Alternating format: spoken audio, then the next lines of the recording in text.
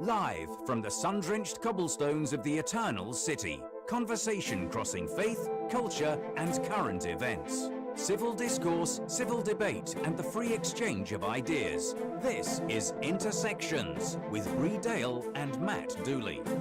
Now your hosts, Bree and Matt.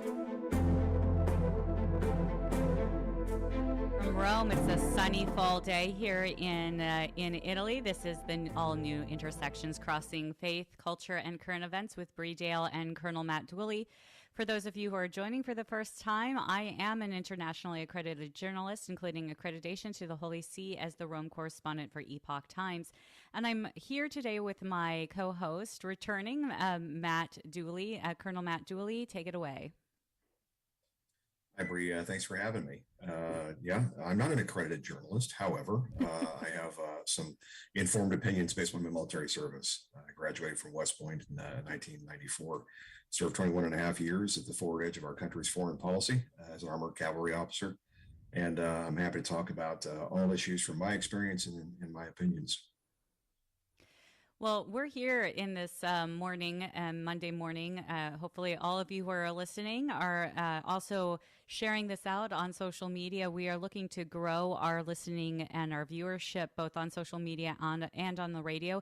Share with your friends. Let them know that this is a different type of news show for in the morning. And our show is broken down into three themes: news impacting faith and connecting those stories to news impacting culture, and finally news focused on current events and politics. And we often have, lots to tell you about, but Matt and I were talking about, before we came on today, the fact that it was kind of a slow news cycle this weekend, thanks be to God.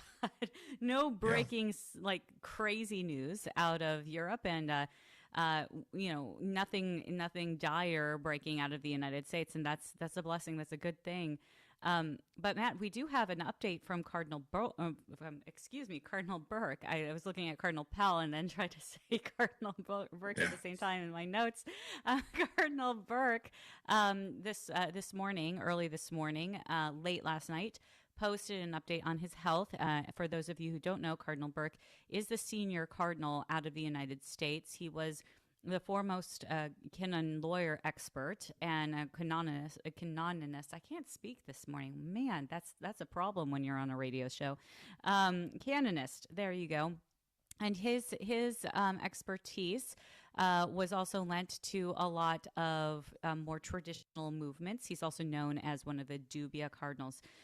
Cardinal Burke contracted COVID about a month and a half ago, and then he was put on a ventilator about a week after he did that. He was in the United States, and he was taken off the ventilator, thanks be to God, and began to do the long road of recovery. And he, nothing much has changed in that in his update. He thanked everybody for their continued prayers, but he said his rehab is slow going and will probably continue for the next few weeks, if not longer. He said that his doctors are very happy with his progress, and they said that the rehabilitation of the lungs and also the regaining of energy really. It's a normal thing for COVID patients to be at the place that he was, and now having to kind of work way back to normalcy.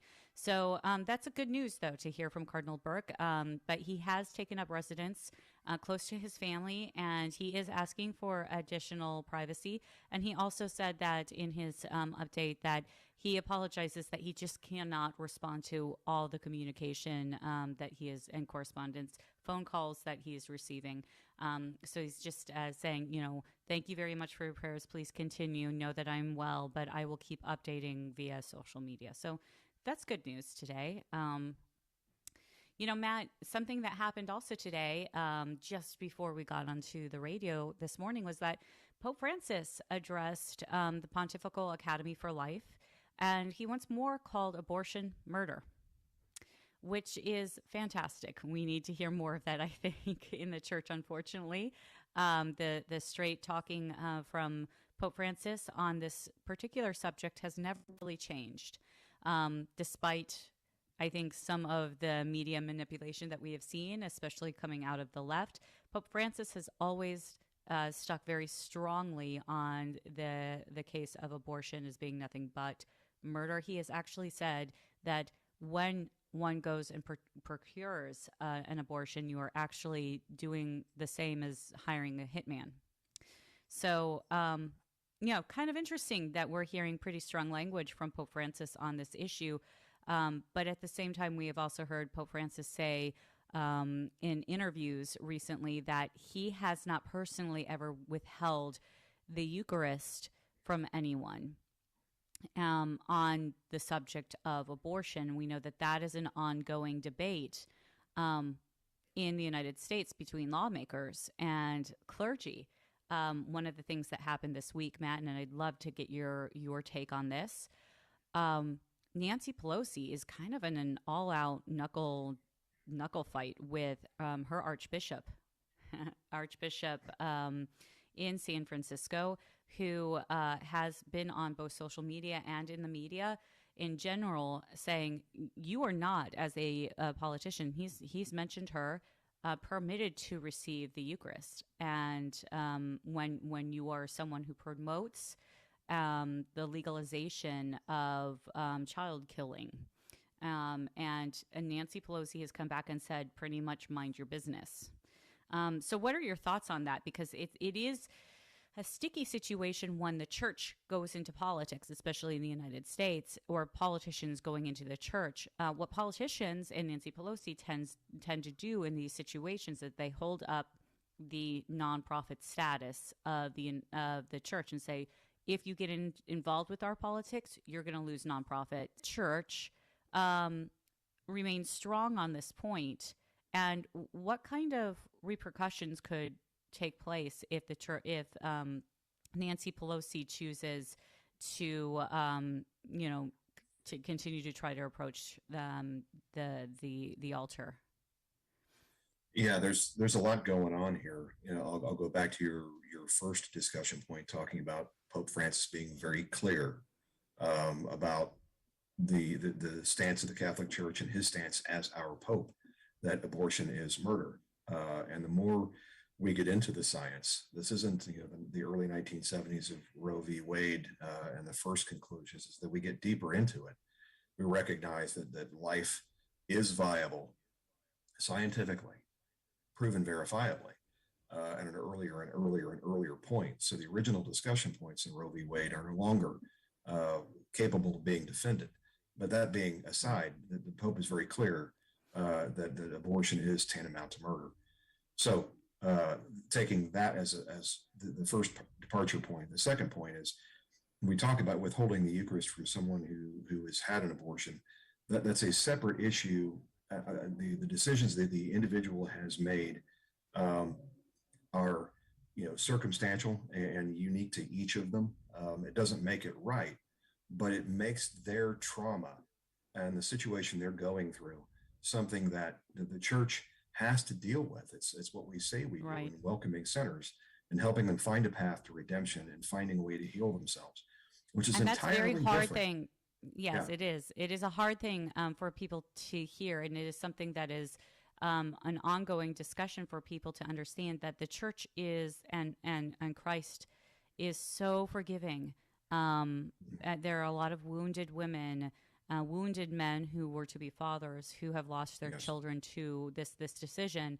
It opens a lot of doors to woundedness, but the church, when that happens, a woman, unless she's shouting from the rooftops that she has chosen to do this, which I think someone who's going to Mass on a regular basis, or someone who is looking to be part of the faith and be part of the Catholic Church, really isn't going to be doing that at the same time. So unless that person has done that, it's likely not known by the priest when the woman is approaching the Eucharist, right? So it is the priest's obligation, when there is someone who is a public sinner, to withhold our Eucharistic Lord for the benefit of their own soul, so that they do not eat to their condemnation, as St. Paul says, And that situation has occurred and has actually cost priests their lives, including St. Thomas Becket, when he had excommunicated and therefore forbade certain individuals, including the King of England at the time, from approaching the Eucharist. But the certain individuals he was really focused on was one of the king's knights who had killed a monk who had committed adultery. So this monk had committed adultery. The king's knight went and killed the monk instead of permitted, the rule of law to take place, and for that monk to face justice in court. He just went out and killed him, and because of that public act of murder, which he owned, that knight was was excommunicated. So it's and later on, Thomas Becket, we know about this. Many people know who St. Thomas Becket is from the Canterbury Tales, or from the movie Becket. But Becket was killed at the altar by the king's knights because Becket would not relent on this excommunication. So it has cost saints their lives for this stand. So it's a really important thing to understand the difference between publicly declared sins and like mortal sins, and those who are done behind closed doors. That's really based on the conscience of the sinner, and hopefully they will approach confession. But you had a point on that, I know, and you wanted to continue. So yeah, I think that your exposition does describe the difference between personal versus public sin. And that's really what we're talking about here. We're talking about Nancy Pelosi approaching the altar and being denied the Eucharist. Is that what we're talking about here? Is her not coming forward to seek redemption and forgiveness for a personal abortion. What she's being held accountable for is the very public support for the abortion industry, for the mechanism, for the processes and instruments that are in place so that this, for lack of a better term, industry can continue to do what it does on a scale that mirrors something you can see in the Holocaust. What she's doing as a public figure, as a senior leader in our government, and enabling abortion to continue as it is something that's a far greater sin. And so that goes back. Yeah, she is being held accountable, and not only she, but Joe Biden has been approached on this. He has also responded, "It is between me and my God," and I it is something that I logically I cannot grasp where people are confused on this. You know, when you publicly support something, you cannot, even if you say, well, privately I disagree with that, like, that should even be more of a conviction that privately you disagree with what you're doing publicly, versus like if you were doing something, to show yourself as holy, but privately you were living a life of sin. That would be called hypocrisy. But it's like a vice versa. Oh, privately I disagree with abortion, but I'm going to continue to support it. Otherwise, it doesn't make logical or reasonable sense. And for them to then come back and say, well, that's between me and God. But, Matt, we've got a lot of other stories we're going to be hitting in next segment, including a conference that happened in Rome this past week with Cardinal Pell. And we'll also be talking about some big news that have happened over the week, including a certain abortion bill that was passed in the House. For those of you who are joining, this is All New Intersections. We'll be back after the break.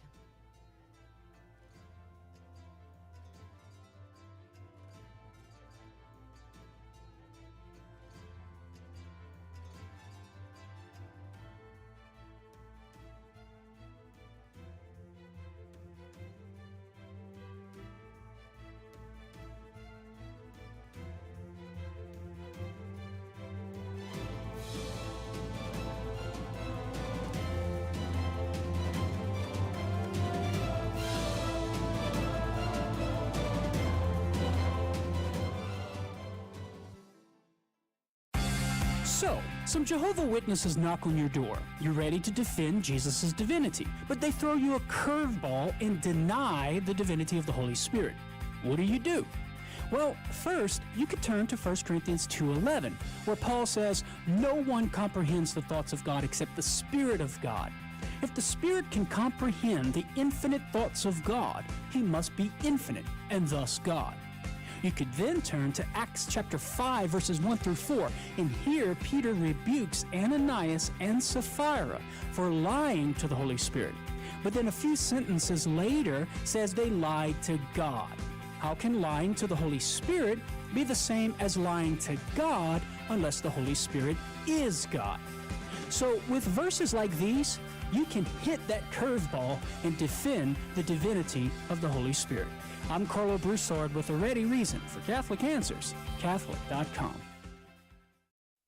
We all know children have a natural innocence and a sense of wonder. Yet our world is full of distractions that can pull families in the wrong direction. But with the help of God and a church family, your children can grow in the security of faith, hope, and love. Weekly Mass provides that critical faith foundation needed in life. So if your family hasn't been to Mass in a while, we'd like to invite you home. Discover more at CatholicsComeHome.org.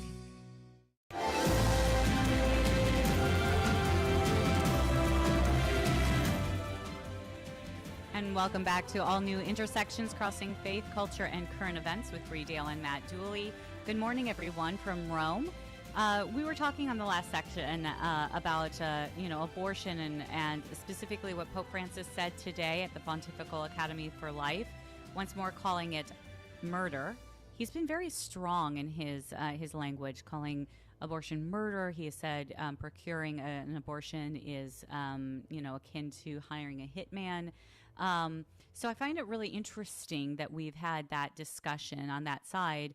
And what we saw in the past week, which we'll be talking about a little bit later, which was the House of Representatives passing a, quote, largely symbolic bill for women's health that permitted abortion up to birth, which to me is, it's incomprehensible. But we know and Matt, you're in Virginia. That's the law of Virginia right now, is permitting even the partial birth abortion. And even I believe in Virginia there has been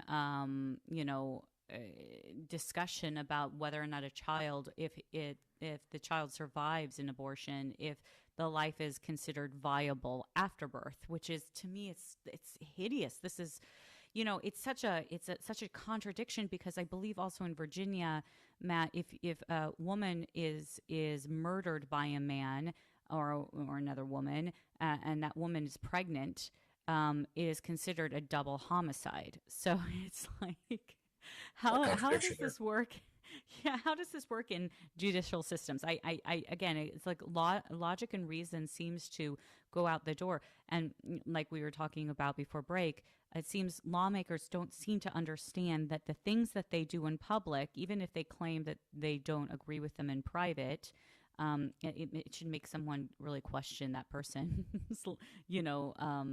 veracity. But the things that they do in public create, and especially the support of abortion, they're supporting financially the killing, and legally the killing of babies that from the moment of conception have separate DNA from their parents and from their mother and their father. And it's that scientific. So what we're seeing right now is this back and forth between Nancy Pelosi. We've seen it too with President Biden. So this is going to be an ongoing conversation. We know that the USCCB right now is also writing a document on the Eucharist, and there is anticipation that they're going to be in support of Pope Francis's statement, which is abortion is murder. But, Matt, to kind of change topics a little bit, Cardinal Pell this past week addressed Vatican journalists on his imprisonment. And for those who don't know who Cardinal George Pell is, he is the cardinal out of Australia who was convicted in Victorian court of sex abuse against a minor. And this abuse supposedly occurred like 20 plus years ago. And people are shocked because in Australia, you can go to court. You could be charged with something. You could go to court, and the jury be a hung jury, and you can, unlike the United States where this would be double jeopardy, you could be tried again for the same crime. And that's exactly what happened with Cardinal George Pell. So by the time the second court date came around, what was just bizarre is that he had already been tried by a very liberal group of journalists in his country and worldwide. He would not have received, a jury who would not have known about this, this story. So he had already been tried really in the media. And so he was convicted in this Victorian court. He appealed to Victorian Supreme Court. That conviction was not overturned, but there was one judge who dissented, and it was a very strong dissent, based off of pretty much coming out and saying there's no case to this. There literally is no proof against Cardinal Pell, who maintained his innocence while he was in protective and very isolated custody in jail, and he went to the Australian Supreme Court, and his conviction was overturned about a year and a half ago. So thanks be to God that happened, because again, the evidence there was no evidence, and he maintained his innocence. Well, he's written a book now, and the book is broken down into 3 separate books, and they're his prison journals, and they're inspiring. They're also show the man. The man who was a football player and who knows he's known to drop strong language on occasion. He's a real man's man. And here he was in isolation for, I think it was nearly 2 years, at least 2 years, I think. And so you read his prison journals and you see the struggles that he has to go through, especially during the time where it looked like he may never have an overturning of his conviction. But what was interesting is that throughout this conference that he was talking to other journalists, Matt, I was able to ask through those who were interviewing. It was held through the University of Santa Croce here in Rome, and it's an Opus Dei university, and they have a media program, so for journalists and for radio journalists. And one of the interviewers is a friend of mine, and she asked him, they asked for questions. I submitted some questions, and they asked one of my questions to him, which was on the basis of ethics, ethical standards in the Vatican, in journalism. Because he had experienced a lack of ethics from the journalists in Australia, a lot of fake news, a lot of leaks that were not true, that were cited as true. Matt, he would be one of the first people to stand up to say, like, hey, yeah, we need to enforce ethics, I would think. But when I asked, would you anticipate the Vatican setting a code of ethics for journalists who cover the Vatican? He said, and I quote, "What's good for the goose is good for the gander." And meaning, if the Vatican was to do so, they might need to abide by a standard of ethics as well. Your thoughts on that? Yeah, there's a lot in there. First and foremost, I want to thank our founding fathers who had the foresight to understand that we needed to get away from British law, because that's the system of justice the Australians have to labor underneath. Yeah. But simple things like the presumption of innocence and double jeopardy that are baked into our system, we take that for granted. And he was clearly victimized by a system that didn't have those protection mechanisms. The second thing is, to your other point, that being tried in a court of public opinion and call it yellow journalism or fake news or whatever, this is what happens when you don't have the presumption of innocence. When you don't have a legal standard that protects you, is that by the time you get to your trial in a system like this, the judges are thinking and weighing the options of whether or not a declaration of innocence on your part would have some sort of larger social impact because everyone else is already convinced Exactly. you're guilty. That's mob rule. Exactly. That's not Yes. civilization. And I don't want to throw too many stones at our Australian cousins. Many of them are my friends, but in this instance, in this particular case, this was not fair. I'm glad that he had the strength, the internal strength to document his feelings, to write journals and to get them published, because that may be the only way that an innocent man gets to rehab his own reputation in an environment like that. Exactly so. Exactly so. And Matt, I am one who believes that there needs to be enforcement of ethics in journalism, but I concur with His Eminence that it shouldn't be coming as an enforcement from a government. Period. It should be coming from within the school of journalism. It should be coming from Professional standards. my If you're a callings. professional, if you're accredited, right?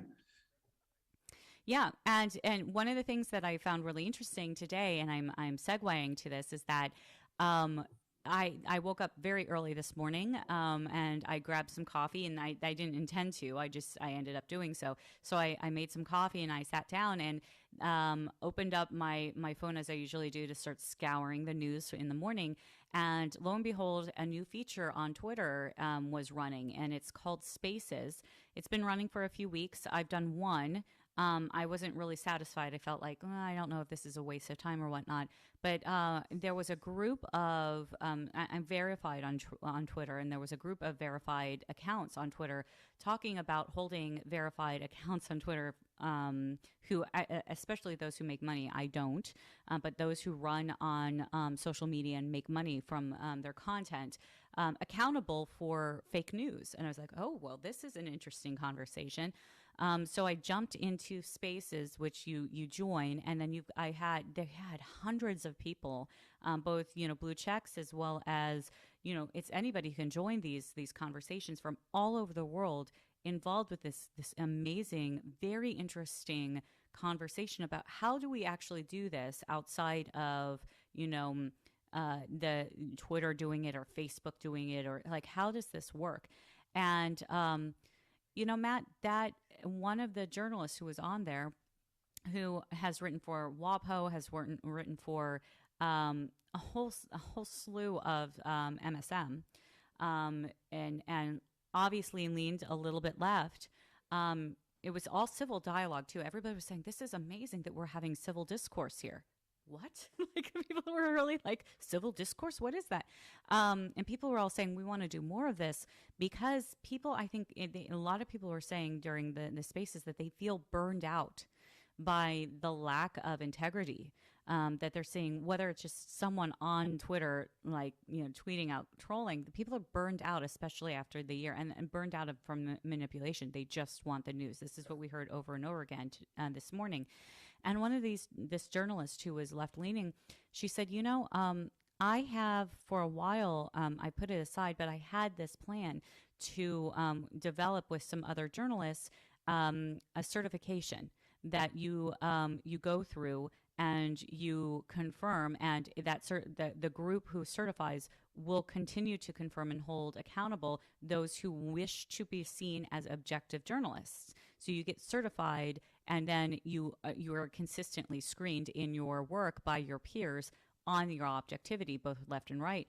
And she said, I put it aside because I just didn't have a lot of time. But after this conversation, I think it's well worth thinking about. And that way it's peer run, and it's peer run across the board, and it's holding one another accountable. And I said, hey, I'm all for it. I'm willing today to take that certification if it means integrity. I thought that was interesting. What do you think about like this idea of Spaces where you have like groups of people on social media like Twitter? It isn't video, it's conversation. It's kind of like podcasting, but you come together and you have these conversations, and the hosts permit or choose not to permit certain. So they still have some control over who is able to speak. But what are your thoughts on that, Matt? Do you think that this is a new form of social media, or you think it's going to benefit Twitter? It sounds to me like it's a noble attempt to get us out of our own echo chambers, which is a good thing. Right. Yeah. The idea that of being able to come together and exchange ideas in civil discourse, we used to be able to do that. Right. And we've lost our ability to do that because everyone's sort of polarized into their own echo chambers, and the algorithms of your social media and Facebook and whatever else you might be on kept feeding you the same things that you're interested in your own views. And so that becomes your context. That's all you think is what comes back at you, that resonates and harmonizes with your own thoughts. And so you're not exposed to any other ideas. Right. And that's exactly what they were saying. And that's the problem, that you can't be objective if you don't know the other facts that are out there, that your information is being curated by an algorithm or by the people you surround yourself with. And so you don't know the truth. Truth is a formula, believe it or not. It is not only a something as a somebody, we know that's Christ, but truth, when you turn on the news, is the facts plus context. And when you're robbed of proper context, or when you don't have all the facts, you're not presenting the truth. Ergo, you're not presenting the news. There used to be a time when you could turn on the TV once or twice a day, and someone on there would give you the facts and the context, and you'd go form your own conclusions. We used to call that the news. And then you would have, I don't see that a lot. you would have people talking about it and analyzing it, like McLaughlin Group and others, right? You would have the news in order to then and have the experts go in and give their opinions, and oftentimes on both sides. You don't have to give equal footing, equal time if you don't wish to on a program, but what you do need to have are people who are experts. So you don't have like one side that's super expert and one that's just someone who might carry an opinion, and we do see that happening as well, Matt. So I think it was a really interesting, but it is a point. Like, we have forgotten, and I made this point too. Civility, civil discourse. That took a major step back when we all were isolated over the last year and a half with COVID. And who knows if that was intentional. But people don't know how to interact socially now, except for being behind the screen. And oftentimes they feel like they're safe and protected behind the screen in order to safe from polite society, from being polite and having that civil discourse. Speaking about civil discourse and accountability, Matt, the New Yorker magazine ran an article this week promoting sabotaging for climate change. So this is an established MSM, leans left, magazine that starts to promote sabotage, or what you could call terrorism, domestic terrorism, on climate change. For the support of climate change. And Jordan Peterson retweeted it, and he said, be prepared because this is the next phase. Why are we seeing no accountability? I mean, that if I read that op-ed piece and I was in law enforcement, I'd be starting to, investigate that type of conversation. We saw climate activists in the 70s bombing places. This is not a new thing. Yeah, this is an extension. Of what I want by any means necessary. Bill Ayers, right? Yeah. Bill Ayers. Right. It's the extension of Bill Ayers, and who was a mentor of President Obama in his college days. Bill Ayers having been part of Weather Underground, which was a radical eco-terrorism, / communist organization of the 70s, and he was convicted for bombing a justice. I think that's what happened. Ends justify the means there. And it was beyond me to see the New Yorker publish that openly. But Matt, what's not fake news today as well is that active duty service members are starting to face administrative separations as mandatory COVID vaccination dates are that have been set and were announced this past summer are now starting to be implemented fully starting by October 1st. So we're starting to see these pre-transcribed dates that were provided by the certain branches. I think Air Force is the first, come to light. Now, we have a video that came out, and it's gone viral all over social media, of a service member. She is Air Force, stating that these guys are going to need work because you don't get any benefits being in administrative separation. We'll talk a little bit more after hearing her.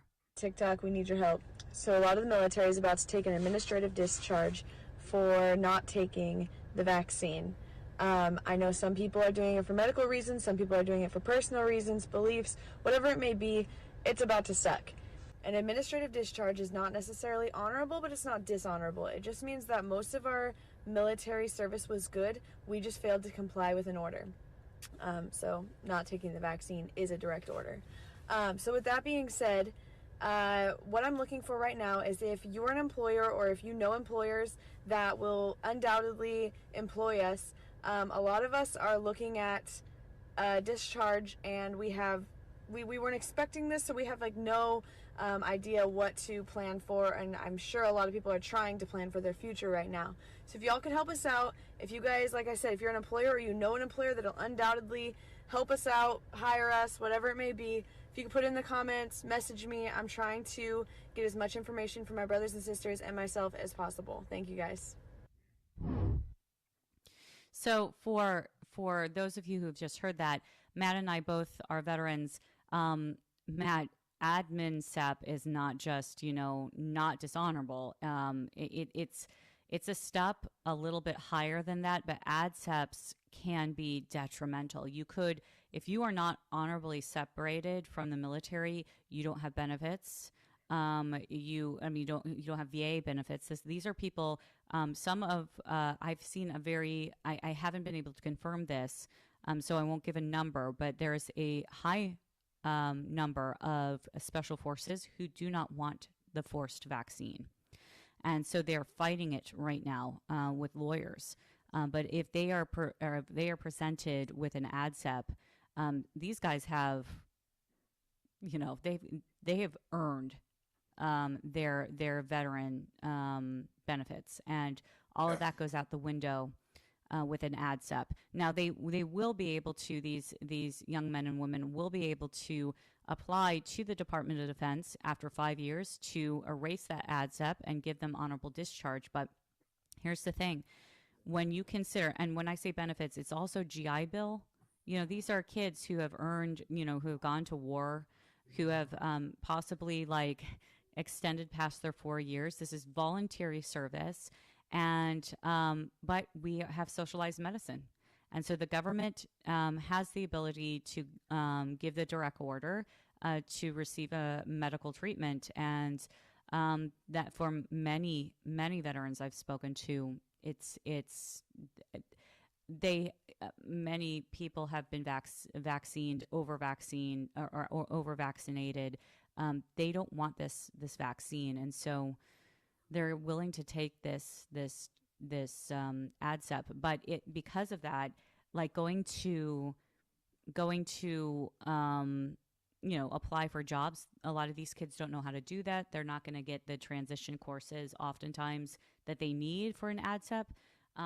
Matt, your thoughts hearing that young airman? Yeah, first I empathize, especially for young soldiers, sailors, airmen, and Marines who don't have a lot of job experience, but chose to serve their country as one of their first opportunities to contribute to this society, learn a trade, learn a skill, and whether or not they were going to put in 2 years or 20, they raised their hand. In spite of everything we've seen over the last couple of decades of war and all of the complexities associated with that we've talked about on other shows, they still raised their hand and said, I'll go.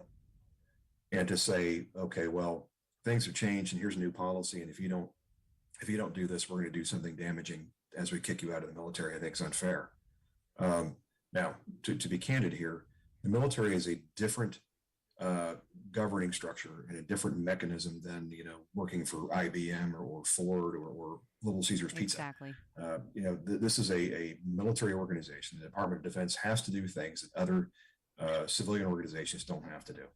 And that involves, moving groups of men and women together in close proximity to go do things, and a disease that breaks out that puts a number of them simultaneously out of combat because they've got to, get over an illness.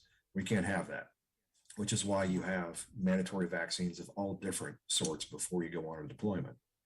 Yes. That being said, I personally, professionally view it to be unfair to offer a choice of you either do this or we're going to admin set, or what President Biden wanted to do, dishonorably discharge them.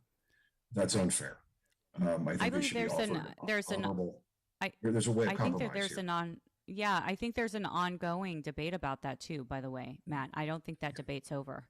A dishonorable discharge for this sense like of we're angry with you, so we're going to punish you and make an example punitive is really, really, really over the top. I believe that the military should offer each of these individuals who want to refuse the vaccine an honorable discharge.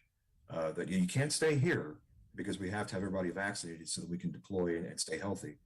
But if you're going to make that decision, here's your separation, and it's honorable.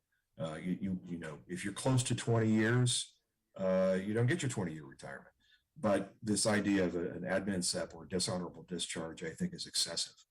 And it sends the wrong message to young men and women out there who may be thinking about future service.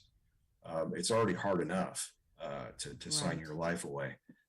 To see this as, what they're doing to folks is unfair, or maybe I don't want to subject myself to that.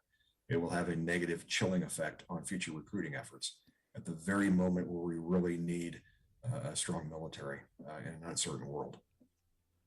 Yeah, and Matt, before we go to break, and after the break, we're going to be hitting some more news out of the political sphere, because we do have some other stories, including what Tulsi Gabbard, a veteran, what she said recently in a tweet that shook up a few people on the internet, as well as what MTG said to the House. And then maybe we'll have some time for what Reuters said in the global news about what CCP has been doing to try to deal with the demographic winter. All this and more after break.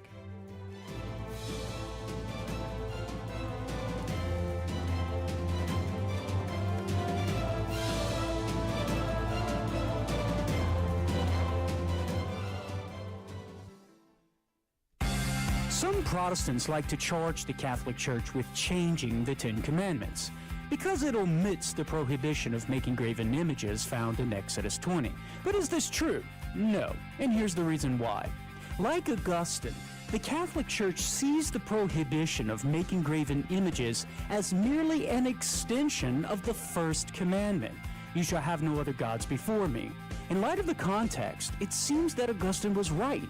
For immediately after God prohibits the making of graven images, he says in verse 5, you shall not bow down to them or serve them.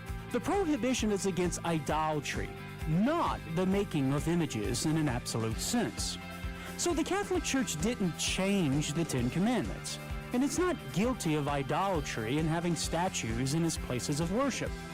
I'm Carlo Broussard with a ready reason for Catholic Answers, Catholic.com. Years ago, when I started acting, modeling, and singing in Mexico, my Catholic faith was not the center of my life. It took me many years to discover that success, fame, money, and all the pleasures of the world were not going to fulfill me. I got to a point in my life where I thought I had everything, but I realized something was missing. Thankfully, I began a faith journey that brought me back to God and home to the Catholic Church. You can too. Discover more at CatholicsComeHome.com.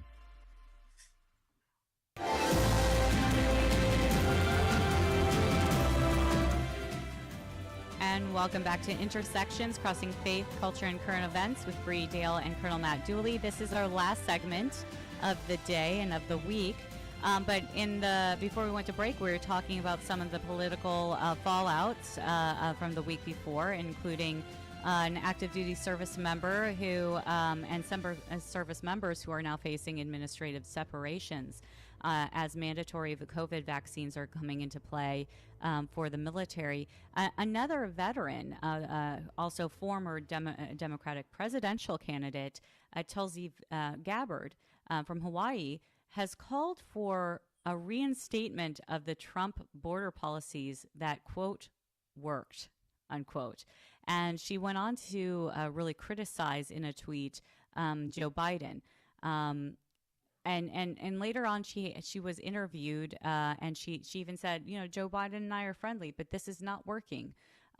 Interesting that we're starting to see some pushback on what we are seeing in clips on social media, because even Fox News now has been shut down and reporting the thousands, tens of thousands of people who are being kind of corralled in at the border right now after President Biden pretty much opened up the country to new immigrants coming from Haiti. Matt, what you've seen a lot of this week. How is this difficult? How is this a difficult topic? The idea of sovereignty and the idea of national security when it comes to border policy. Why is this such an issue for Democrats right now?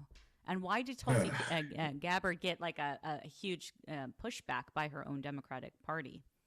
In 30 seconds or less, how do you capture all the complexities of the issue? We'll start with what makes a nation: borders, language, culture, and laws that are built around that tribe.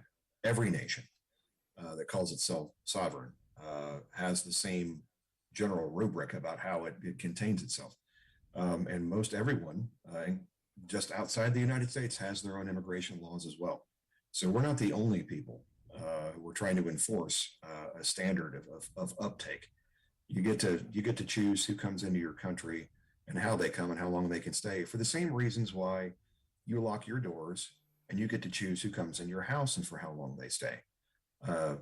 It's about being able to control the flow, because you can't feed everyone all at once. You can't allow everyone to come in and take everything. For humanitarian reasons, we want to permit those who want to come to this country in flight from circumstances that they can't control. We're going to give them a path in, sure, but it has to be done in a way that we can assimilate and accommodate. There are forces, political in nature, that want to lower the barriers and bring in as many immigrants as possible as fast as they can, because they believe there's some political benefit, that you're going to have more people come vote for your particular party. And it's, in my opinion, it's irresponsible. And I think in Tulsi Gabbard's opinion, it's irresponsible. It's got nothing to do with being a Republican or Democrat. It's about being able to control the chaos. And that's what we did. We invited chaos when we rescinded a number of things that the Trump administration had put in place to control the flow or to regain control. And we're starting to see that. And it's not just issues with our system or our economy being strained, or our medical system or our schools being strained. It's about the irresponsibility of sending out a message to everyone in the world: come one, come all, let's go. People sacrifice whatever life savings they have left to get on the road for a very dangerous journey, thousands of miles, where they're going to be robbed and victimized, where coyotes, or whatever you want to call them, members of the cartel, are going to take everything they have to get them here. And a lot of them die on that journey. Men, women, kids. It's irresponsible to tell everyone across the globe, come here, if they can't make it here safely. So there's a responsibility we have to these undocumented immigrants to tell them there's a better way to do this. Don't cast your lot in with these folks and assume the risk. It's just not worth it. And Matt, one of the things one of the things that Tulsi Gabbard received, she received a lot of pushback against her own party. There seems to be this insistence on groupthink within the party, and both sides, whether it's Republican or Democrat. We were talking about, in the first segment, about this civil discourse and debate. It's one of those things that we enjoy here, is that civil discourse debate. Hopefully we'll be bringing on guests to do so as well, to bring in different ideas, different elements of thought. But we saw another example of that this week with Marjorie Taylor Greene, a representative, I believe, out of Georgia. She went on the House. She went on the floor of the House, week prior, and called for an immediate pushback by the Republicans in the House against a bill that was being pushed by the Democrats that permitted abortion up until the time of birth. And it has been reported by the mainstream media is that this was a largely symbolic woman's health bill. It's not going to make it through the Senate, and yet all but one or maybe two of House Dems voted for this. So what we're going to show is a video from Marjorie Taylor Greene, who is shaming these people, and a response that she received from another Democratic colleague. Horrendous. You should all be ashamed.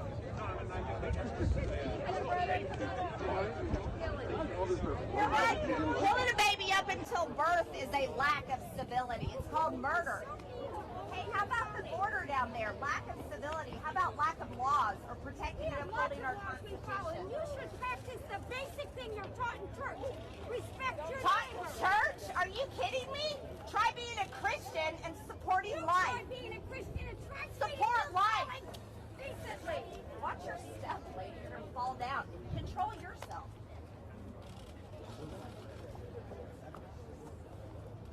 Pretty heated situation that took place there on the steps of the House there with Marjorie Taylor Greene. But she has a point there. She's saying this is a horrendous bill, and they're all celebrating this. And she's like, "You're disgusting." That you would say that you would stand by this and take photographs as celebration in something that's largely symbolic. This doesn't even have any weight. This is political theater. And then she's told by one of her colleagues on the other side that because she is saying this is disgusting, that she's not being civil, and then that she needs to practice what she preaches as a Christian. And it was so bizarre to see this happen, number one, because the decorum that you would hope, is there, the civility, the decorum that you would hope would be there, is not. But it was also really just ridiculous that here is Marjorie Taylor Greene alone standing, saying, "Why are you celebrating this bill?" And then being shamed for saying, this is murder. And she has a point. She says, "This bill is murder. Why don't you be civil and not vote for murder?"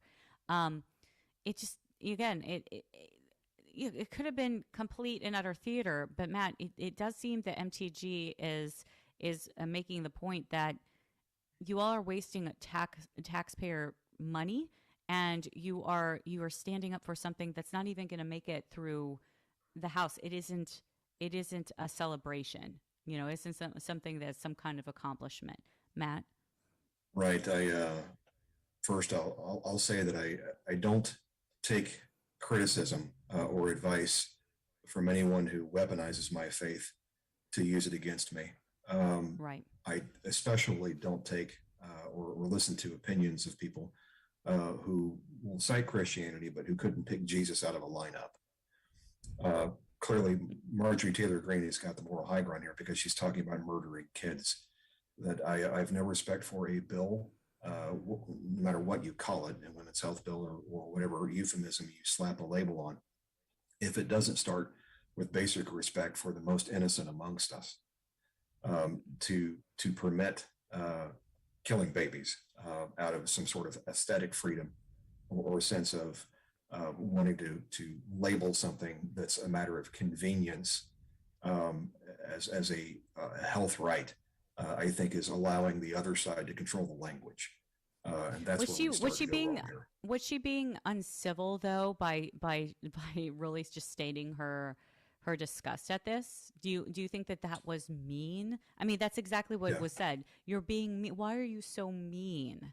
Yeah, well, After they again, the weaponization of discourse, the weaponization of civility. It's a one-way street with these folks. That if the roles had been reversed and Marjorie Taylor Greene were sitting in a restaurant and being attacked by people shouting at her, those folks would be lionized as heroes. You've had examples over the last 5 years. Let's just frame the argument here of representatives from Congress literally calling on people to harass other political leaders they disagree with, wherever they are, gas stations, restaurants, the steps of Congress. So we do need civility, but it has to start somewhere. And the fact you've got someone shouting at someone on the steps now, I think, is a manifestation of a problem that's been going on for a long time. We're now starting Matt, to see signs get desperate. Before we end the show today, I really want to mention a Reuters story that deals also with abortion. The CCP is now making sure that they are going to be able to limit medically to only medically necessary abortions. So they're working on trying to limit abortions, and the reason being is that China is experiencing a massive demographic winter, on top of the fact that generations of men are not able to get married because they don't have any women to marry because those women were aborted due to the CCP one-child policy. This is in response to population control, something that has been pushed for decades, is now threatening the collapse of the Chinese economy. Matt, we're going to be hitting China, I think, in the weeks to come. But today we're coming to the close again as we hear the music. Thank you all for listening to us.